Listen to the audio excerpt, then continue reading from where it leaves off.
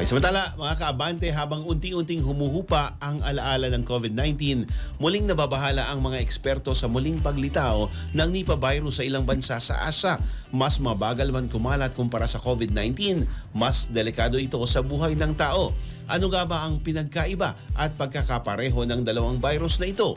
Narito ang FYI report ni Fred Rabanal.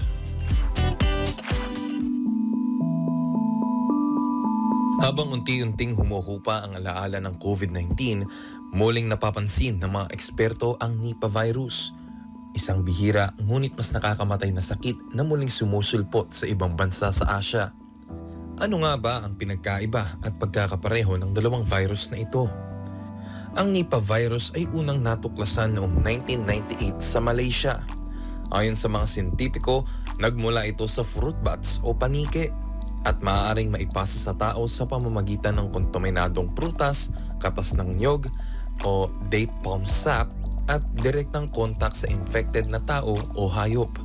Samantala, ang COVID-19 ay dulot ng SARS-CoV-2 na pinaniniwalaang nagmula rin sa panike bago kumalat sa buong mundo sa pamamagitan ng respiratory droplets. Sa usapin ng pagkahawa, mas mabilis na kumalat ang COVID-19 dahil sapat na ang pag-ubo, pagbahing o pakikipag-usap sa malapitan.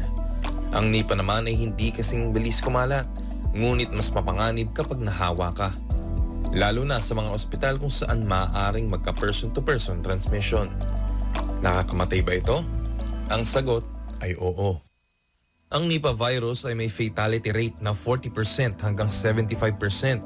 Mas mataas kumpara sa COVID-19 na may mas mababang porsyento lalo na sa bakuna at paggamot. Sa ngayon, wala pang tiyak na gamot o bakuna laban sa Nipah. Supportive care lamang ang ibinibigay. Sa COVID-19, may mga bakuna at antiviral na napatunayang epektibo. Babala ng mga eksperto, ang susi sa pag-iwas ay maagang pagtukoy, tamang impormasyon at mahigpit na pag-iingat. Paalala nila, hindi man kasing ingay ng COVID-19 ang Nipah, ang pagiging handa ay maaaring magligtas ng buhay. Para sa FYI, Fred Rabanal, Abante.